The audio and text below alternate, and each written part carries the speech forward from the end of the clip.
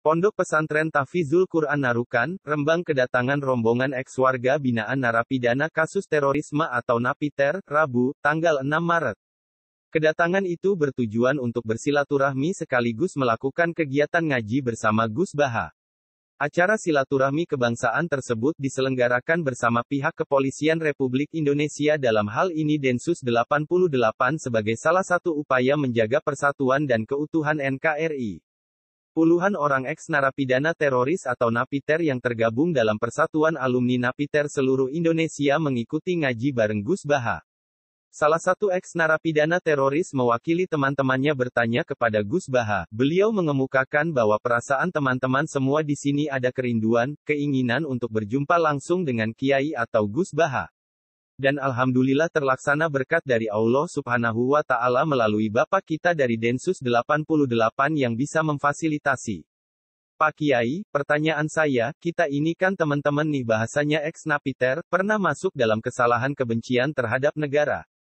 Bahkan di antara kita ini ingin membentuk negara sendiri. Terutama dari kami, MIT Mujahidin Indonesia Timur itu pengen membentuk komunitas bahkan negara di Poso. Artinya ada kebencian-kebencian. Karena kami dulunya punya doktrin bahwa negara ini adalah negara yang togut, negara yang kafir yang wajib untuk kita perangi, kita musuhi, kita basmi sampai terbentuk negara Islam versi kami. Nah, mungkin ada pesan atau nasihat untuk kami ini untuk semakin kuat ataupun ada kisah-kisah ataupun ayat-ayat yang menjelaskan bagaimana kita itu harus sungguh-sungguh mencintai negeri.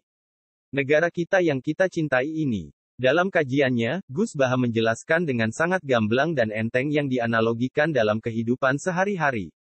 Silahkan disimak jawaban Gus Baha di kajian ini. Kami ucapkan terima kasih kepada semua sahabat channel Ngangsu Kawru Kajian Gus Baha yang telah mensubscribe dan menyebarkan video ini.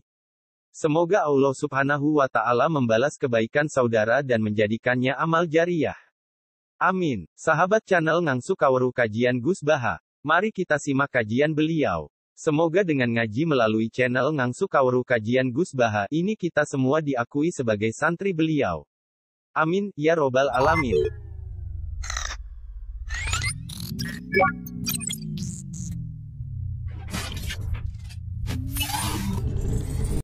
Bismillah, Assalamualaikum warahmatullahi wabarakatuh.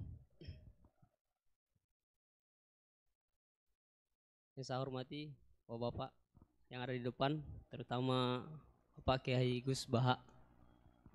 Perkenalkan, nama saya Imran, asal dari Poso, Sulawesi Tengah. Alhamdulillah, pada kesempatan hari ini kita diberikan nikmat oleh Allah untuk bisa bertemu dengan Bapak Kiai yang mungkin secara pribadi dan mewakili mungkin perasaan teman-teman semua di sini. Ada kerinduan, keinginan untuk berjumpa langsung dengan Kiai, dan alhamdulillah terlaksana dengan berkat artinya dari Allah Subhanahu wa Ta'ala melalui bapak-bapak kita dari Densus bisa memfasilitasi. Pak Kiai, yang pertanyaan saya, kita ini kan teman-teman ini bahasanya ex Napiter, pernah masuk dalam kesalahan kebencian terhadap negara. Bahkan di antara kita ini ingin membentuk negara sendiri. Ya kan? Apalagi kami dari Poso, terutama MIT Mujahidin Indonesia Timur itu pengen bentuk komunitas bahkan negara di Poso. Gitu loh. Artinya ada kebencian-kebencian. Nah, bagaimana? Karena kami dulunya punya doktrin negara ini negara yang togut, gitu loh. Negara kafir yang wajib untuk kita perangi, kita musuhi, dan orang-orang yang berkepentingan kita, pokoknya kita basmi lah sampai tegak negara ini, negara Islam versi kami saat itu. Nah, mungkin ada pesan atau ujangan nasihat untuk kami ini untuk semakin kuat, ataupun ada kisah-kisah ataupun ayat-ayat yang menjelaskan bagaimana kita itu harus sungguh-sungguh mencintai negeri, negara kita yang kita cintai ini. Kemudian yang kedua, Pak Kiai, terkait masalah ihsan ini seperti apa? Karena mahwal Islam, mahwal iman. Nah ihsan ini kita mungkin yang belum terlalu kami pahami apa itu ihsan yang kata Nabi anta'budullaha ka'annaka tarahu fa illam takun tarahu fa innahu yarak. Mungkin ada penjelasannya Pak Kiai, Gus. Mungkin hanya ini yang dapat saya sampaikan. Assalamualaikum warahmatullahi wabarakatuh.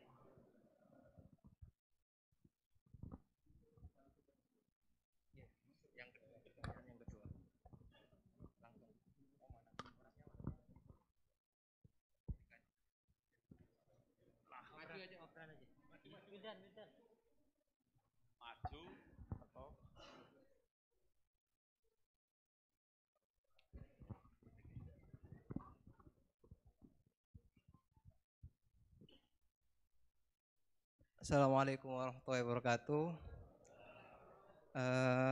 Nama saya Wildan dari Malang. Alhamdulillah hari ini bisa bertemu dengan Gus Baha yang memang dari saya waktu di dalam udah ngikuti YouTube-nya pada masa itu. Dan di sini Gus mungkin terdiri dari banyak saudara-saudara kita yang dari berbagai tempat, berbagai karakter dan berbagai sifat. Nah, yang saya ingin tanyakan bagaimana kita memupuk konsep persaudaraan tanpa memandang kepentingan duniawi. Karena kebanyakan dari kita bersaudara karena kepentingan, bukan bersaudara karena ya kita adalah saudara. Terus kemudian yang kedua yang ingin saya tanyakan itu kita hari ini adalah mengalami degradasi moral yang luar biasa. Akhlak, sopan santun nyaris sedikit demi sedikit hilang. Nah, bagaimana cara kita untuk memupuk agar generasi kita selanjutnya tetap berakhlak, beretika terhadap yang lebih tua ataupun kepada sesamanya ataupun kepada yang lebih kecil. Mungkin sekian dari saya. Assalamualaikum warahmatullahi wabarakatuh.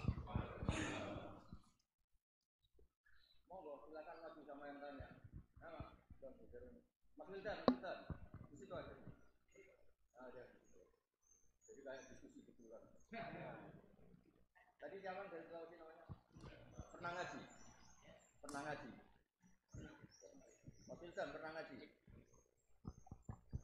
Tadi apa? Al-ihsan anta bidawaha ka'annaka. Coba diulang lagi. Al-ihsan anta abdullaha ka'annaka tarahu fa illam takun tarahu fa innahu yaraka. Oh ya bagus, masih bisa dibenarkan. Ya bagus, masih ingat. Namanya siapa tadi? Imran. Ya. Memang orang sana kalau baca Imran apa Imron gitu. Dari sana Bugis Imran, jadi orang sana nggak pakai ro. Kalau orang ro, jadi pakai ra. Kalau ainnya? Ain pakai ain. Berarti apa? Imron gitu. Ya kalau sana tulisan KTP Imran. Apa bacanya orang-orang Sulawesi? Apa? Imran. Bismillahirrahmanirrahim. Ya yang rileks saja ya. Saya pernah ketemu orang yang pakaiannya itu enggak, mungkin kalau orang syariat bilang enggak syar'i lah, pakai pakaian yang tidak syar'i, tapi dia muslimah, dia ke masjid. Saya ditanya sama seseorang, Gus kok sama orang gitu mau bertemu gitu, karena terus saya bilang kenapa? Dia pakaiannya ada islami gitu. Oke, dia tidak pakaian islami itu nyata, tapi dia ke masjid itu islami, tetap sholat itu islami. Ketika dia ingin sholat dan tetap sholatnya pakai takbir, pakai rukuk, pakai sujud itu islami. Wong setelah di masjid ya pakai mukena, pakai. Kalau sama-sama nyata, Anda kan boleh ngingat sama-sama yang fakta. Gitu. Dia punya kesalahan dalam berpakaian, tapi punya kebenaran dalam sujud, dalam rukuk, dalam ibadah. Dan itu tradisi Quran. Quran ya cerita famay ya'mal mithqala dzarratin khairan yarah wa may ya'mal mithqala dzarratin syarran yarah. Apa susahnya sih ingat dua-dua sisi itu? Sama bernegara atau bertetangga, kita bayangkan jangan bernegara dulu, terlalu luas, bertetangga saja ukuran. Karena nanti sama, bernegara sama bertetangga itu hadisnya sama. kita di kampung itu ya ada masjid dan orang-orang yang nggak sholat juga nyumbang masjid. Bahkan ada yang nyumbang masjid banyak terus tidak sholat karena keramik saya sudah sholat katanya. Saya pernah ketemu orang model gitu itu ya ada. Jadi tapi ada juga yang sholat terus tapi nggak pernah nyumbang masjid. Ya orang banyak. Intinya itu Allah itu punya tradisi, punya sunnatullah. Kebaikan ya dihitung, kejelekan juga dihitung. Dulu ketika Rasulullah SAW hidup bersama komunitas yang majmu', itu sebetulnya permintaannya Nabi jangan halangi kami saat mau beribadah. Dulu sampai perang karena mereka menghalangi. Sebenarnya problem mereka wa yasudduna an sabilillah, menghalangi. Sebenarnya kalau dulu saling toleransi ya enggak ada masalah. Artinya ketika Anda ingin sholat di Indonesia agak dihalangi, ingin pengajian enggak dihalangi, sebenarnya ini enggak ada masalah. Ya, soal ada kebaikan, ada keburukan ya mulai Nabi Adam sampai sekarang sampai kiamat. Itu cara pandang. Jadi cara pandang kita terhadap orang lain itu harus hal-hal yang nyata. Kalau kesalahan mereka nyata, kebaikan mereka juga nyata. Kenapa kita hanya ingat sisi yang jelek, tidak ingat sisi yang baik? Saya sering cerita ke santri-santri saya, setiap saya pengajian diundang orang di mana-mana itu saya mesti istighfar. Karena nggak ada pilihan. Saat saya datang ke pengajian di Sulawesi misalnya, saya tinggal ngaji di sini. Saat saya ngaji di sini, ninggal undangan yang di sana. Hidup itu tidak banyak pilihan, meninggalkan kebaikan, melakukan kebaikan. Artinya gini, dalam kebaikan saja ada kebaikan yang ditinggalkan. Apalagi dalam kejelekan. Makanya di sini ada pepatah terkenal dalam ilmu tasawuf itu. Wastighfaruna yahtaju ilal istighfar. Saat Anda baik saja butuh istighfar. Bapak saya kalau guyon gini, Mas Sofyan. Ada imam istiqomah jadi imam masjid sampai tua sampai batuk-batuk. Itu bagus istiqomah. Tapi itu masalah kata Bapak. Akhirnya enggak kaderisasi katanya. Itu istiqomah apa enggak mau diganti orang lain katanya. Ada kiai dai di mana-mana. Itu mesti orang muji, oh itu dai di mana-mana, laris enggak pernah di rumah. Pondoknya pasti bubar itu karena ditinggal. Jadi kebaikan seperti ada orang sering sowan kiai. Wah itu malah lebih masalah lagi kan. Kadang kiainya pas istirahat, yang disalamkan template uang jatah susu anaknya. Hari itu waya tagihan malah lari sowan kiai. Nah, harusnya di rumah ada fardu ain tagihan listrik entah apa. Jadi makanya di hikam itu terkenal kata-kata manusia itu siapa? Manusia itu mangkanat mahasinuhu masawiya fakih falatakunu masawihi masawiya. Manusia itu orang ketika baik saja salah, apalagi pas salah. Coba saya misalnya pidato begini, di atas panggung saya orang alim pidato nasihati orang. Di saat yang sama seperti yang tanya Mas Wildan tadi ada agak sopannya. Di situ ada mungkin orang yang lebih sepuh timbang saya. Masa lebih muda kok di atas? Yang di bawah lebih tua? Ada enggak sopannya? Mau enggak pidato disuruh, mau di atas disuruh, enggak sopan sama yang. Tapi misalnya yang paling sepuh pidato enggak pernah ngaji kok pidato terus gimana? Artinya ketika kita baik saja ada salahnya, apalagi pas salah. Sebab itu ajaran Rasulullah itu suruh berdoa Rabbana dzolamna anfusana. Sebelum minta itu merasa, ya Allah kita ini mendolimi diri kita sendiri. Karena dalam pilihan-pilihan itu pasti ada salahnya. Coba misalnya Anda bangun masjid habis 2 miliar. Yang harusnya 1 miliar sudah jadi. Terus nanti suatu saat ketemu Allah ditanya. Itu ada orang miskin, fakir miskin, yatim. Andai kan kamu sumbang 1 miliar itu sejahtera semua. Gara-gara kamu bangun masjid terlalu mewah. Ya tapi kadang-kadang orang kebaikannya itu orientasinya bangun masjid, gak tertarik nyumbang fakir. Saat itu cara berpikir gitu mau apa? Tapi kalau dia mau luhur manusia terbaik karena bangun masjid 2 miliar, coba diaudit secara kepentingan syar'i. Penting mana dengan ngasih makan fakir miskin? Penting mana dengan menikahkan janda misalnya? Penting mana dengan pendidikan? Apa artinya masjid mewah orang nggak tahu halal haram, nggak tahu najis, nggak tahu cara sesuci, nggak tahu cara adzan yang benar. Terus penting mana untuk beli kitab sama dipakai masjid? Apa artinya beli kitab apa tapi nggak makan? Penting mana makan sama beli kitab? Ada auditnya. Makanya manusia itu ketika baik pun disuruh istighfar. Apalagi ketika salah. Nah dengan perasaan seperti itu kebencian pada orang lain luluh karena potensi baik pada orang lain ternyata tinggi. Dan potensi salah ke kita juga tinggi. Nah dilatih gitu. Jadi di Ihya itu ada kitab tawadhu. Kitab tawadhu itu dilatih, ketemu orang tua. Huwa aksaru ibadatan, dia mesti ibadahnya lebih banyak karena lebih tua timbang saya, pasti sholatnya lebih lama timbang saya. Ketika Anda sudah tua melihat anak-anak, huwa aqallu minni maksiatan, mesti maksiatnya tidak banyak karena masih kecil. Terus ketika melihat orang fasik maksiat, la'allahu yatubu alaih fa innahu tawwabur rahim, mungkin Allah memberi tobat, bisa saja. Umar itu ingin bunuh Nabi, tapi Allah memberi tobat. Yang sowan kiai saja tidak mesti dapat tobat. Umar ingin bunuh Nabi, tapi Allah memberi tobat. Akhirnya ya tobat jadi Islam yang baik. Dalam sejarah Wali Songo, Kalijogo sowan Sunan Bonang itu ingin garong, tapi malah jadi muridnya jadi wali. Kalau Allah sudah menghendaki tidak ada ya. Perang Uhud orang Islam kalah itu karena panglimanya siapa? Khalid bin Walid. Tapi dia malah yang dapat hidayah.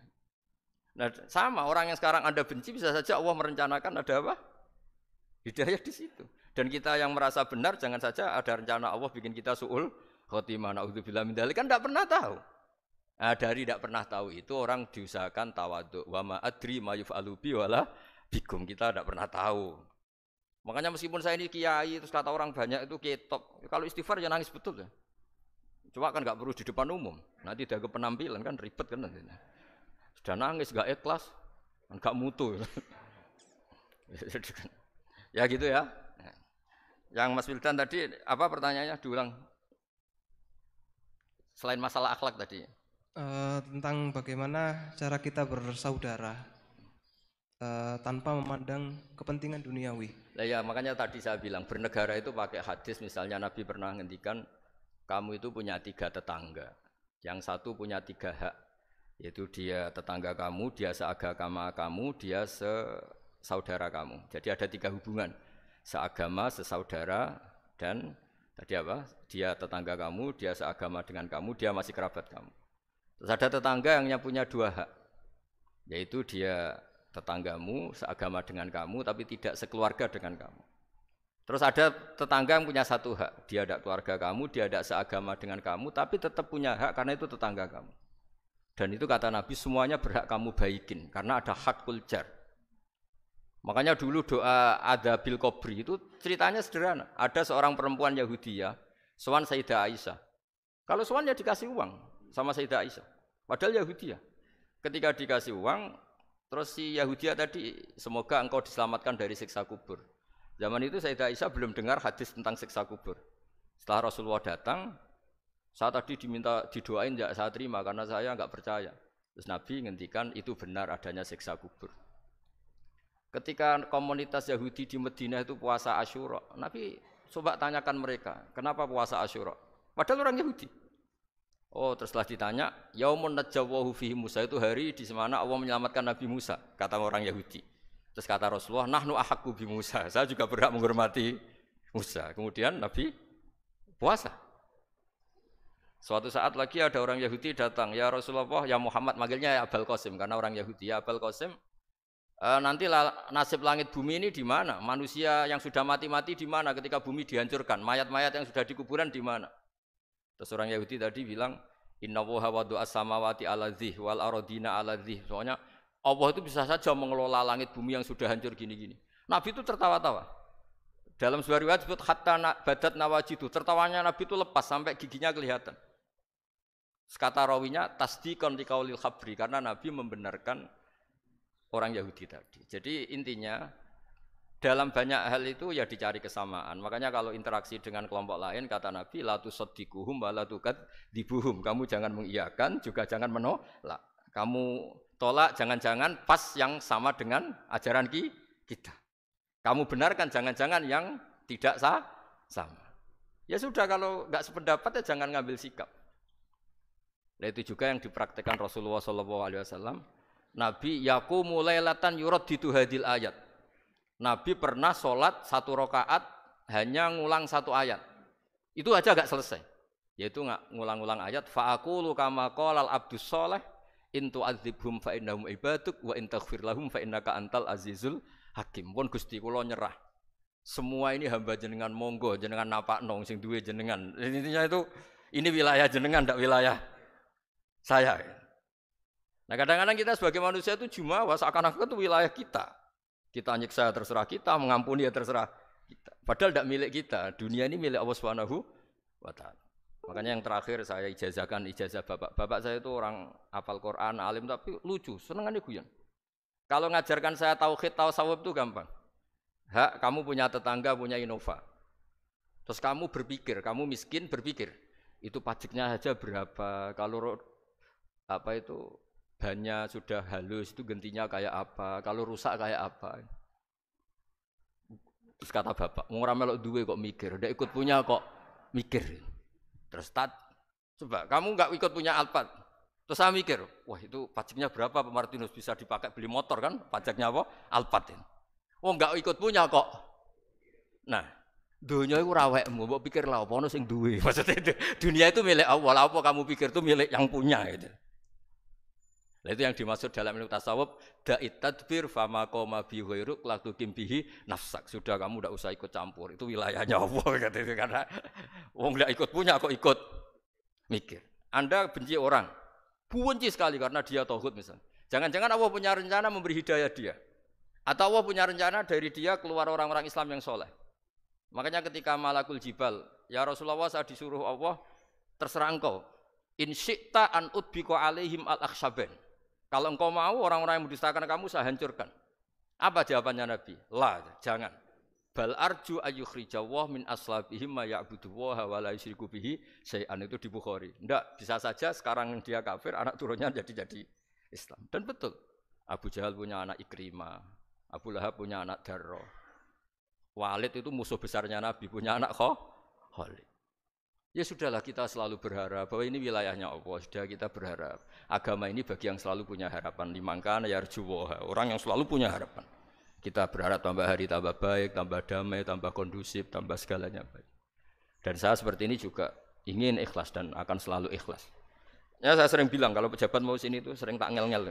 Saya ini sudah ingin Indonesia itu baik itu tanpa diminta. Kalau diminta itu malah seakan-akan saya belum melakukan. Ini kan.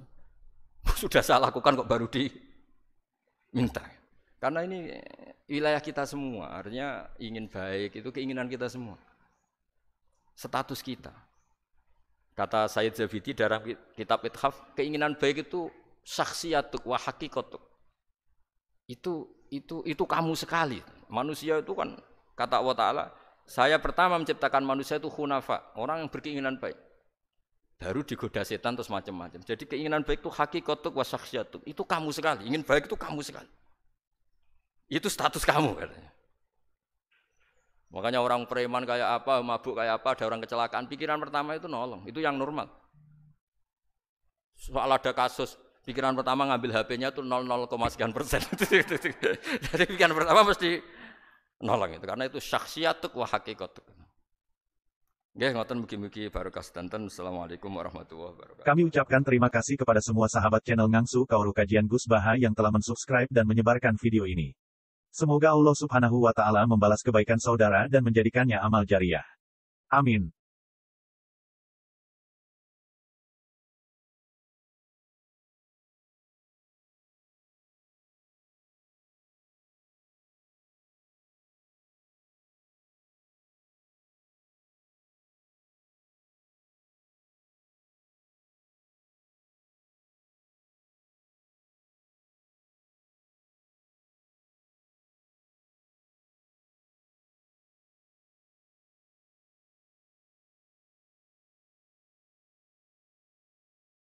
Islam